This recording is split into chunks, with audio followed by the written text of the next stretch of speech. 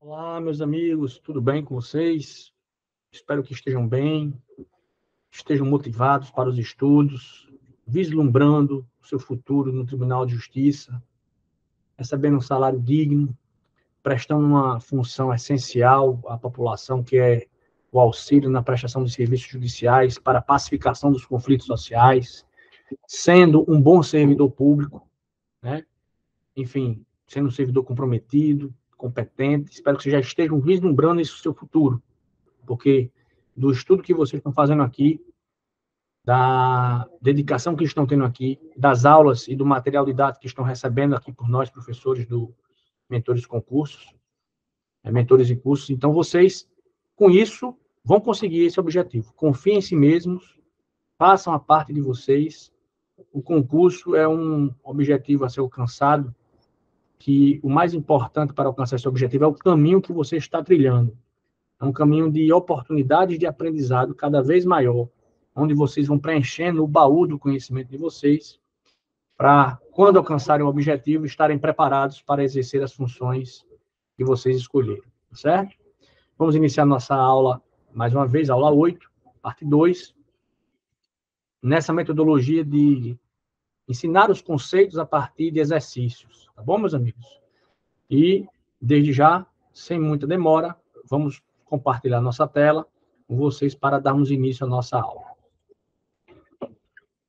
Pois bem, meus amigos, essa questão aqui, ó, é uma questão, você percebe, do cargo de técnico judiciário, área judiciária, do TJ de Alagoas, da Fundação Getúlio Vargas, de 2018, tá certo? É uma questão recente, ok? Questão recente, que permitirá a vocês aí aprender alguns conceitos e algumas características no que toca à intimação, que são as comunicações dos atos processuais. Nós já falamos da citação, as regras da citação, né? Já falamos da citação por carta com a R, que é a regra. Falamos da citação por oficial de justiça. Falamos da citação por hora certa em aulas anteriores. Agora nós estamos falando de outro ato nessa questão, que você precisa conhecer, que é o ato de intimação, que é um ato de comunicação dentro de um processo, certo? Você intima as partes. Muitas vezes a gente escuta, né, a informação, não, eu fui intimado, como se isso fosse uma condenação moral, algo condenável moralmente, algo repugnante, ou algo assim que denigre a imagem e a moral de alguém. Na verdade, não, né? A intimação é um mero ato de comunicação dentro do processo que está tramitando, em que você é parte. Você pode ser intimado como autor para realizar alguma diligência no processo, você pode ser intimado como réu para proceder a alguma diligência no processo, o juiz pode intimar terceiros, um perito, por exemplo, que tenha sido necessário para emitir um parecer, para deslindar, né, para resolver a dúvida do juiz na produção de prova. Então, intimação não é algo que denigre a imagem de ninguém, tá certo? E prejudique a imagem de ninguém para nós que somos estudantes de concurso. Nós temos que saber o significado da intimação. É um mero ato de comunicação para a realização de alguma providência dentro do processo.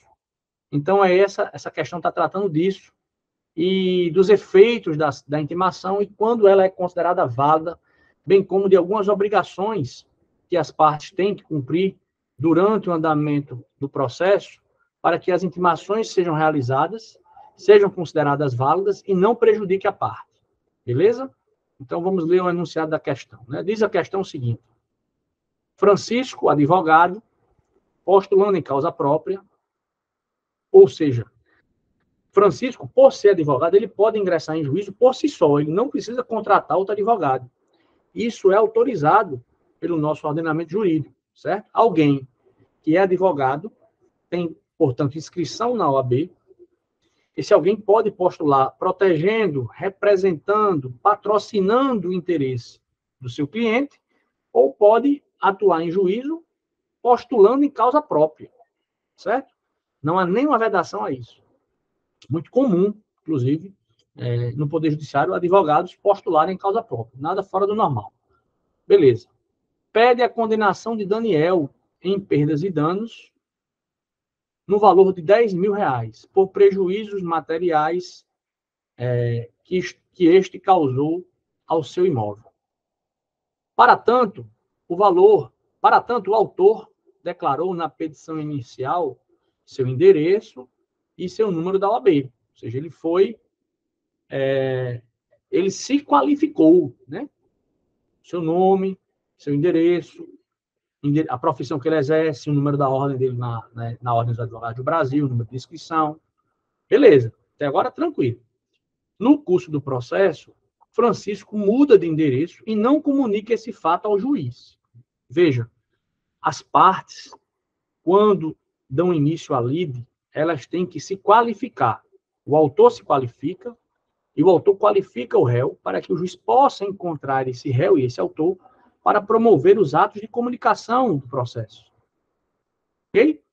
Se por acaso, no tramitar do processo, durante o andamento do processo, que muitas vezes não dá para ser resolvido de forma tão célere, pela complexidade do processo, uma dessas partes mudar de endereço, elas têm o dever de informar isso nos autos, para que as intimações realizadas durante o processo se deem no endereço atualizado, sob pena de o juízo determinar diligências, determinar intimações no endereço antigo, com carta com AR, a carta retornar, subscrita por quem estava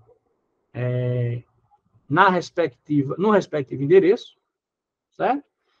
A intimação ser considerada válida e a parte que mudou de endereço não poderá depois alegar que não sabia, que não foi intimada daquele ato. E se a parte é intimada para realizar uma providência no processo, e ela deixa transcorrer o prazo dado para realizar essa diligência, a gente informa, a gente prevê, a lei diz que ocorre o fenômeno da preclusão. E aí a parte perde a chance de realizar aquele ato processual ou aquela determinação dada pelo juízo da qual ela foi intimada, porque a intimação, nesse caso, será considerada válida, porque feita no endereço inicial, informado pela parte, e tendo em vista que ela mudou-se de endereço e não informou o juiz não tem a obrigação de saber que ela se mudou, certo? A vara, a Secretaria já não tem a obrigação de saber que ela se mudou.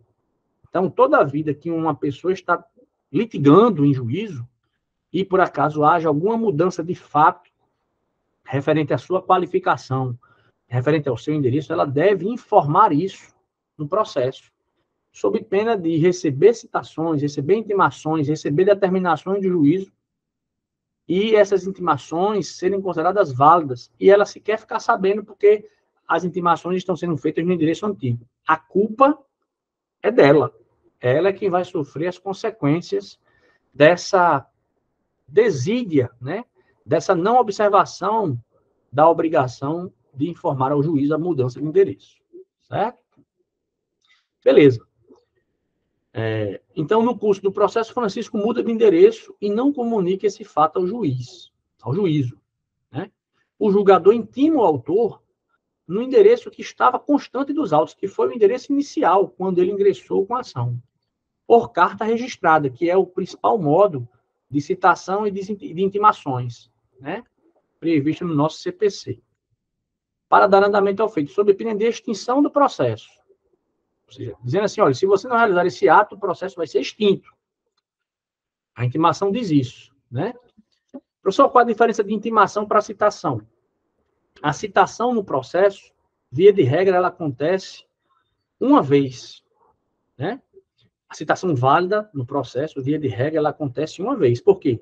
Porque a citação, relembrando o que nós já estudamos, é o ato em que o juiz, após receber a petição inicial, com o autor devidamente qualificado e o réu devidamente qualificado, ele cita o réu que há em desfavor dele o processo tramitando, e ao citar o réu vai ter o direito, né, de exercer a sua ampla defesa, apresentando a contestação, que é a sua peça de defesa principal. Então, a citação é o primeiro chamamento do réu ao processo. Mas depois que esse réu está citado, citação foi válida, nós não vamos realizar outras citações desse réu. A partir dali, todos os atos de comunicação do réu ou do autor serão atos denominados intimações, para eles tomarem ciência de alguma providência que foi tomada no processo ou que será tomada. Então, o juiz vai, por exemplo, intimar ele para a realização de uma audiência de instrução e julgamento, intimar ele para juntar um documento que está faltando no processo que foi levantado na audiência, para poder formar um melhor juízo, intimar o autor para se manifestar nos autos sobre um documento trazido pelo réu em sua defesa. A partir dali, meus amigos, se dará apenas intimações, certo? Que são notificações das partes sobre providências que elas devem tomar durante o iter processual, durante o procedimento do processo, a tramitação do processo. Então, citação é o primeiro chamamento. Intimação é todos os outros atos de comunicação no processo que visam que as partes intimadas se manifestem, tomem alguma providência dentro do processo judicial. Tá joia? Então, Francisco se mudou e informou ao juiz. Aí recebeu uma intimação no endereço antigo, com carta registrada, que é o principal meio de notificar o réu, ou o autor, ou as partes. Carta registrada é o que o CPC prevê como prioridade de intimação. Não sendo exitosa, aí pode-se utilizar oficial de justiça, como nós já estudamos isso em outra aula, e não sendo exitoso, pode-se utilizar o edital para intimar ou para citar, certo? Então, essa intimação feita no endereço antigo, aí a questão pergunta, nesse sentido, é considerada válida a intimação enviada, e se o autor não se manifestar, o processo será extinto sem resolução do mérito. É exatamente essa a resposta da questão. Certo? Perceba, uma intimação feita com carta com AR, certo? No endereço que consta dos autos, ela é válida para todos os efeitos, exceto se as partes que mudaram de endereço tiverem informado previamente ao juiz, juntando essa informação, peticionando nos autos, informando essa mudança de endereço. Então, ela é completamente válida, certo? E, se por acaso o autor, nesse caso, Francisco, não teve ciência dessa intimação, o erro foi dele. Portanto, os efeitos da intimação são completamente válidos. Nesse caso, a questão fala que a intimação era para se manifestar sob pena de extinção do processo. Se ele não se manifesta, o juiz vai dar uma sentença extinguindo o processo sem resolução do mérito. Então, a alternativa correta é a letra A. Com isso, nós estamos estudando bem aí a intimação, que é um ato de comunicação processual. Importante vocês conhecerem. Tá joia, meus amigos? Beleza. Letra B, vamos ver porque a letra B está errada. Diz o seguinte, a letra B. É considerada válida a intimação. Beleza, até agora está certo. Mas em caso de não atendimento, haverá uma nova intimação por meio eletrônico. Não. Né? Aí não. Se a intimação é válida, o juiz não vai ficar tentando intimar por meios eletrônicos, por diário oficial, por oficial de justiça, se a intimação foi feita válida de forma correta no endereço indicado nos autos. Caso o AR tenha vindo sem assinatura de quem recebeu a intimação, caso o AR, a carta registrada, né, o aviso de recebimento tenha sido retornado sem que ninguém tenha dado ciência naquele documento, aí aquela intimação foi inválida. Aí sim o juiz poderá tentar realizar outro ato de intimação. Mas se a intimação foi válida, não há necessidade de intimações por meios eletrônicos ou mesmo por oficial de justiça, se a intimação com carta registrada foi realizada no endereço informado pelo autor, no caso, ou pelo réu, né, se fosse essa questão que fala do autor. Mas também poderia ser o mesmo caso para o réu. Tá joia? Então, está errado aqui, dizendo que isso aqui geraria uma nova tentativa. Não cabe ao juiz ficar buscando, procurando onde é que o réu mora ou onde é que o autor mora, certo? Cabe a esses, depois de citados, informarem no processo quando houver mudança de endereço. Tá joia, meus amigos? Que é para que o processo tenha impulso oficial. Então, a letra B está errada por isso. A letra C diz, é nula a intimação, pois o autor é advogado e deve ser intimado por meio da sua OAB.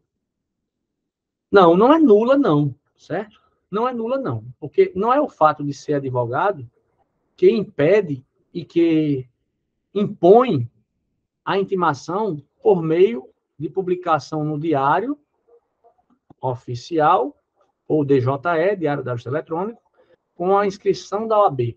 Não é por ser OAB que todas as intimações serão realizadas assim. Né? Inclusive, essas intimações, por edital ou por meios eletrônicos, elas são usadas subsidiariamente, quando a intimação por carta não é exitosa. Mas no caso do enunciado, nós percebemos que a intimação foi válida, foi correta, foi realizada no endereço indicado pelo autor, por carta registrada. Então, não há necessidade, não há nulidade nenhuma na intimação feita no endereço constante dos autos da parte. Joia? Beleza, né? Beleza. Letra D diz o seguinte: é nula a intimação, a gente já sabe que está errado, né? Pois o autor deveria ser intimado pessoalmente por oficial de justiça. Como eu disse a vocês, o CPC ele cria uma lista de prioridades para a realização dos atos de comunicação do processo. Prioritariamente, deve-se fazer citação e intimações com carta registrada, é o que diz o CPC. Em sendo essa infrutífera, ineficiente, ou seja, não sendo encontrado réu, não retornando o AR devidamente assinado por alguém que consta daquele endereço, aí o juiz, em virtude da inefetividade do ato de comunicação, poderá utilizar a intimação por oficial de justiça, que aí seria pessoal.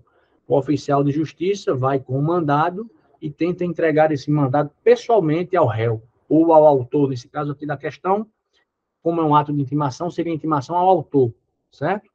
Não sendo eficiente, efetiva a intimação por oficial de justiça, a última tentativa, o último instrumento é a publicação do edital de intimação nos veículos eletrônicos do DJE ou do Diário Oficial, a depender da unidade da federação. Então, não é nula, está errado. Não é que deveria, poderia ser intimado por oficial, desde que a intimação feita com carta registrada tivesse sido infrutífera, o que não foi o caso da questão. Tranquilo? Beleza, né? Letra E diz o seguinte: é considerada válida a intimação. Essa parte aqui está ok. E deverá o julgador considerar que houve andamento processual. Andamento processual. Essa alternativa apenas misturou aqui os conceitos. Ora, se a intimação foi feita sob pena de extinção do processo, essa expressão, e deverá o julgador considerar que houve um andamento processual, ela não tem sentido, porque o não cumprimento da intimação, como a própria intimação diz e como o próprio enunciado diz, resultaria na extinção do processo. Certo? Então, essa questão aqui foi só para confundir aqueles que são mais leigos e realmente não conhecem nada do processo. Ela não tem o menor sentido. Ora, se eu intimo você para trazer um documento aos atos, digo, olha, se você não trouxer, eu vou extinguir o processo. Caso dê o prazo que foi definido pelo juiz e a parte não traga, a solução para essa situação é que se cumpra a decisão e a advertência dada na intimação, qual seja que o juiz, por sentença, extinga o processo sem resolução do mérito. Então, a resposta correta, de fato, questão que exigia conhecimentos de intimação, de atos de comunicação do processo. Né? Esse é o assunto tratado nessa questão, certo? Bem como a possibilidade de aquelas partes que têm OAB, que são inscritas na OAB, que são advogados, postularem em causa própria. Beleza? Dito isso, finalizada essa primeira questão, vamos analisar agora a nossa segunda questão. Certo? Vamos lá. Questão número 2 diz o seguinte. Questão número 2 está associada a um assunto chamado princípio da congruência da decisão judicial ao pedido, certo? E também dos tipos possíveis de decisão judicial ou de provimentos judiciais, né? Nós vimos que são 3 as formas de provimento judicial. 4. Está 4, porque tem um dos tribunais, que é colegiado. Nós temos as decisões interlocutórias, que são decisões tomadas incidentalmente no processo. Nós temos os despachos, que são atos que visam dar andamento ao processo, mas não tem conteúdo decisório. Nós temos a sentença, que é o ato judicial que resolve o mérito do processo, ou que extingue o processo sem resolução do mérito, conforme artigo 485 e 487 do CPC. E nós temos os acórdãos, que são as decisões tomadas por órgãos colegiados, os tribunais. Correto? Todas essas, diríamos assim, formatos, pronunciamentos judiciais, aqueles que têm conteúdo decisório, estão limitados ao pedido que veio trazido na petição inicial ou na contestação. O juiz, que deve ser imparcial, ele não deve tomar decisões que vão além do pedido, que estão fora do pedido, ou que estão aquém do pedido. Certo? São 3 situações aí que podem existir. Quando o juiz vai sentenciar, que ele decide o processo, ele vai verificar a petição inicial, depois a citação do réu e a contestação, depois a audiência de mediação e de conciliação. Não sendo possível a conciliação, o juiz faz uma audiência de instrução. Nessa audiência de instrução se formam as provas, se produzem, se ouvem as testemunhas, se juntam documentos dos peritos, se escutam os peritos sobre aqueles documentos, as partes podem fazer perguntas às testemunhas, e o juiz ali está só distante, presidindo para que as provas sejam realizadas de forma legal. Produzidas essas provas, o juiz, encerrada a fase instrutória, o juiz pede que as partes apresentem alegações finais, aí o juiz vai decidir. Quando o juiz vai decidir, ele está vinculado ao que foi pedido. Certo? Essa é a regra. O juiz, a decisão dele, tem que estar vinculada ao que foi pedido. O juiz não pode inovar ao decidir, trazendo para a sentença, ou para a decisão judicial, questões que não foram solicitadas pelas partes. Essa é a regra. As exceções nós já vimos na aula anterior, que se consideram pedidos implícitos, os pedidos de juros, de sucumbência, honorário de sucumbência, e os pedidos de atualização monetária, certo? Esses são os pedidos que são considerados implícitos. Caso o autor não faça esse pedido, o juiz pode considerar esses pedidos implícitos, que é a atualização monetária do valor da dívida, aplicação de juros moratórios pela dívida, e o terceiro caso é, como nós vimos aqui,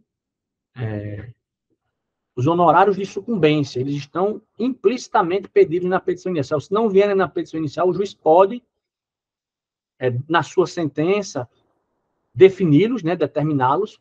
Isso não se consideraria uma decisão além do pedido, né? Todavia, o juiz não pode fugir do pedido quanto aos outros temas, certo? Então, a questão aqui está tratando desse princípio da congruência entre o que foi pedido e o que foi decidido. Tá joia? Então, vamos lá analisar o enunciado da questão. O credor ajuizou a ação de cobrança. Questão 2, né? Vamos lá. O credor ajuizou a ação de cobrança em face do devedor, pedindo sua condenação a lhe pagar 100 mil reais, que tinha sido uma obrigação contratual que não fora paga. Então, o credor fez um contrato com o devedor que deveria esse devedor lhe pagar 100 mil reais quando tivesse cumprido a obrigação. E o devedor não pagou. Beleza. O pedido do credor, né, do autor, foi só esse. O credor, nesse caso, é o autor da ação. Fim da fase instrutória, ou seja, tramitado o processo, produzidas as provas, o juiz, concluindo que os fatos alegados pelo autor restaram comprovados, ou seja, o juiz acolheu as teses do autor e também reconheceu que os fatos estavam comprovados, os fatos alegados pelo autor, julgou procedente o pedido. Disse, olha, beleza, autor, você tem razão. Julgo procedente seu pedido e condeno o réu a pagar-lhe 100 mil reais. Era isso que o juiz deveria ter dito. Certo? 100 mil reais corrigido de juros e correção monetária. O juiz poderia ter dito isso. Todavia, como diz o enunciado, outro sim, Observando que o contrato continha uma cláusula autônoma não mencionada na petição inicial, que previa o pagamento de multa de 1% sobre o valor da obrigação principal, ou seja, no contrato entre o credor e o devedor havia lá uma cláusula autônoma que previa o pagamento de uma multa de 1% sobre o valor da obrigação principal, que era de 100 mil. No caso de mora do devedor. O magistrado, reputando-a válida, fixou o montante condenatório em R$ 101.000. Então, o juiz, mesmo sem que a parte tivesse pedido e feito referência a essa cláusula autônoma do contrato, o autor tinha pedido 100 mil. O juiz condenou o autor, o réu, em 101 mil, porque viu a cláusula contratual e entendeu que ela era válida e, por isso, na sua sentença, já aplicou essa cláusula contratual, mesmo que o autor não tenha pedido. Percebe o que aconteceu? O autor pediu 100 mil reais. O juiz condenou o réu em 101 mil. Nesse sentido, meus amigos, essa sentença, ela tem um vício. Ela tem um vício porque ela não respeitou a congruência com o pedido. Ela pediu algo além do que o autor tinha pedido. Ela decidiu algo, ela definiu, determinou algo, ou seja, uma condenação de 101 mil reais, além do que o autor tinha pedido. Quando o juiz sentencia dessa forma, essa sentença tem um erro, ela tem um vício, ela desrespeita um princípio chamado princípio da congruência. Ou seja, a sentença, os limites que a sentença tem que observar, são os limites feitos nos pedidos, seja do autor, caso a sentença seja julgada procedente, seja do réu, caso a sentença seja julgada improcedente. O juiz não pode inovar da cabeça dele, pelo sentimento dele de justiça, no conteúdo da sua sentença, dando ao autor mais do que ele pediu, ou dando ao réu, caso julgado improcedente a demanda, mais do que o réu pediu, porque o juiz fazendo isso, ele está sendo parcial. Ele está ferindo o princípio da congruência. No processo civil, nós debatemos, via de regra, interesses privados, disponíveis. Questões patrimoniais são questões disponíveis. De modo que o juiz não pode tomar partido, de acordo com o seu valor de justiça, e aplicar na sua decisão consequências maiores, mais intensas, mais incisivas do que aquelas que foram peticionadas pelo autor, já que se trata de um processo privado. Bom, processo que disputa, os processos civis servem para disputas que debatem direitos em regra disponíveis. Então, o juiz aqui errou, porque ele fez um pedido ele fez uma decisão ultra petita, além do pedido. Nós já até debatemos isso em outra aula anterior, né, desse princípio da congruência. Vale a pena ler a nossa apostila quanto a esse tema, certo? Para revisitar e para aprender, após assistir minha aula, a parte teórica, né, mais bem sistematizada e descrita na nossa apostila, tá bom? Então, meus amigos, essa sentença, a sentença proferida, ela é ultra petita. Ela vai além do que a parte autora pediu. Então, ela está além do pedido, petita de pedido, certo? A parte pediu 100 mil e o juiz condenou o réu a 101 mil. Então, é uma sentença ultra petita. Professor, o que é uma sentença citra petita? É uma sentença que está aquém do mínimo pedido pela parte. Aquém do mínimo. O juiz julga procedente a demanda, mas julga totalmente procedente a demanda, mas não garante o pedido por completo. Ele dá como solução para a demanda uma decisão, uma determinação que está aquém, ou seja, está a menor do que fora pedido pelo autor. Chama-se sentença citra petita. Extra petita é quando o juiz decide algo fora do que foi pedido. Nem acima, nem abaixo, mas fora. Algo completamente fora do que tinha sido pedido pelo autor. A isso nós chamamos de sentença extra petita, ou seja, fora do pedido. Certo? Professor, o que é sentença erga omnes, né? Erga omnes, meus amigos, é uma expressão latina que quer dizer para todos, ok? Ela acontece, essa expressão é muito utilizada quando nós falamos do controle de constitucionalidade, quando a declaração de inconstitucionalidade no Supremo gera efeito para todos, erga omnes, e não apenas inter partes.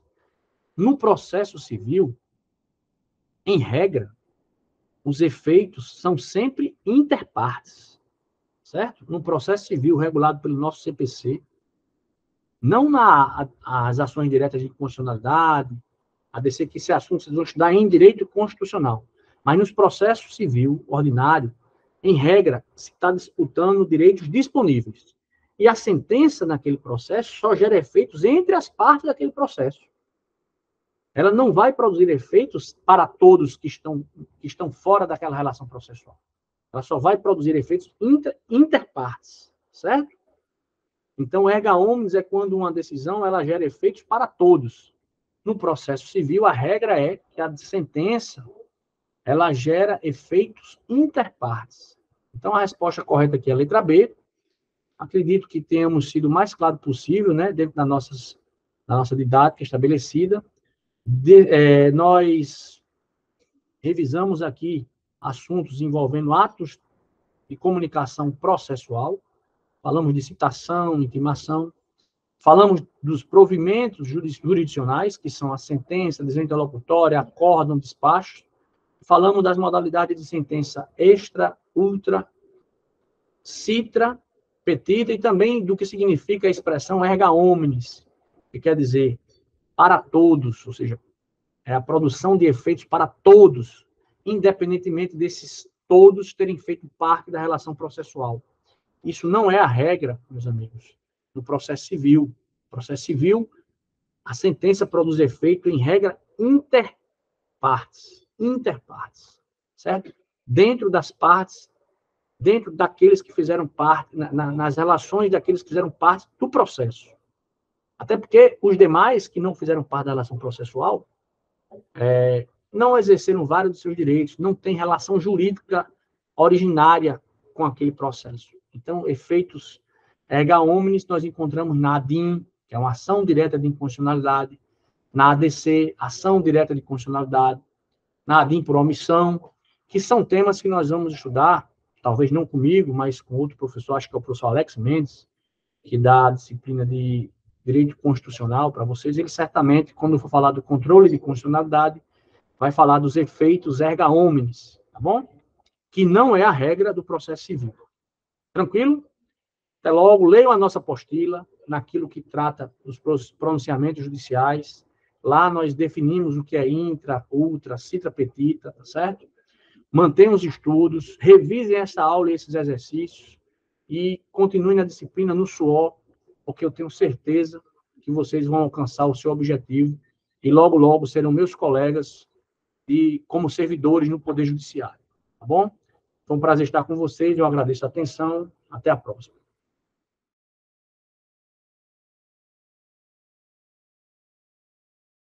Primeiramente, eu quero parabenizar a você que chegou até aqui nesse vídeo, estudando processo civil conosco, estudando direito civil conosco, ou direito eleitoral conosco. É um prazer tê-lo no nosso canal, recebendo conteúdo de qualidade que vai lhe ajudar na sua formação jurídica e também para que, se você pretender entrar em concursos públicos. Esse projeto é um projeto pessoal que eu tenho, que visa distribuir conhecimento com razoável qualidade para todos aqueles que queiram se formar, incrementar o seu repertório jurídico e intelectual e, mais do que isso, concorrer a cargos públicos. De toda forma, meus parabéns. Mas, se você gostou desse conteúdo e entende que esse conteúdo lhe ajudou no seu engrandecimento, e se você quer me ajudar nesse projeto, eu ficaria muito grato se você pudesse fazer um Pix para o número que aparece aí na sua tela, de modo que esse projeto possa ser incrementado, aumentado, já que até o presente momento eu tenho investido todas essas aulas, todas essas edições, têm sido financiadas por mim mesmo, com recursos próprios, e para eu poder expandir o projeto, eu preciso da sua ajuda. Então, qualquer valor que você fizer de Pix para o número que se apresenta aqui na sua tela será bem-vindo, não é obrigatório, só faça se você entender que vale a pena e que você queira, caso você queira ajudar na expansão desse projeto educacional do professor Arley Souza, e se você fizer, ficarei muito grato. Se não fizer, não tem problema, nós vamos tentar devagarinho expandir esse projeto, mas se você puder nos ajudar, ficaremos muito gratos. Um Pix de qualquer valor,